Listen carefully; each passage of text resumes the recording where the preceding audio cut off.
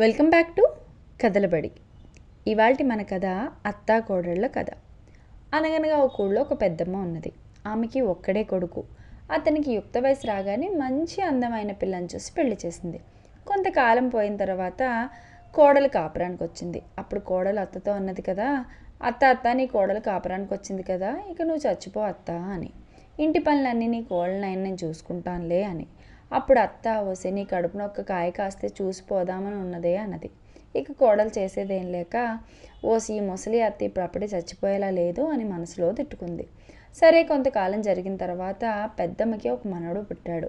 అప్పుడు కోడలు అత్తతో నాకు కొడుకు పుడితే చూసి చస్తానన్నావుగా, ఇక చచ్చిపో అత్త అన్నది. అప్పుడు అత్త కాస్త వాడు ముద్దు ముచ్చట చూడవద్దటే, వాడిని బళ్ళో వేసిన తర్వాత పోతాలే అన్నది. కొంతకాలానికి మనవడిని బళ్ళో వేశారు. అప్పుడు అత్తని కోడలు పొమ్మంటే అత్త అన్నది కదా, కాస్త వాడికి ధన్యం పోగు వేసిన తర్వాత పోతానులే అంది.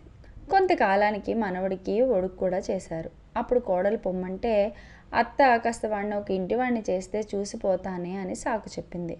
కోడలి కొడుక్కి తొందరగా పెళ్లి చేసి ఇక పోవా అత్త అని అడిగింది. అప్పుడు కోడలతో అత్త కాస్త మనవడు వాడి పెళ్ళము కలిసి కాపురం చేస్తుంటే చూసిపోతానే అన్నది. సరే కొంతకాలానికి మనవడు పెళ్ళము కాపురానికి వచ్చింది. అప్పుడు కోడలు పొమ్మంటే అత్త నీకు కూడా కోడలు వచ్చింది కదే, ఇంటి పనులన్నీ చూస్తుంది లేవే, నువ్వు కూడా రావే ఇద్దరం పోదాం అన్నది. అప్పుడు కోడలికి పెద్ద చిక్కే వచ్చి పడింది.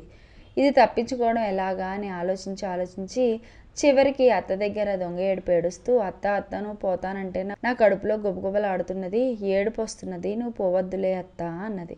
అత్త ముసిముసి నవ్వులు నవ్వుకుంటూ మనసులో తన తెలివిని మెచ్చుకుంటూ సరేలేవే మరి నేనుంటే నాకు చాకరీ చేసేవాళ్ళు ఉండొద్దు, నువ్వు నేను చెప్పిన పనల్లా చేస్తానంటే ఉంటా అన్నది. అప్పుడు కోడలు మనసులో అమ్మయ్య బతికాను అనుకుని అప్పటి నుంచి అత్త చెప్పినట్లు వింటున్నది. Do subscribe కథలబడి.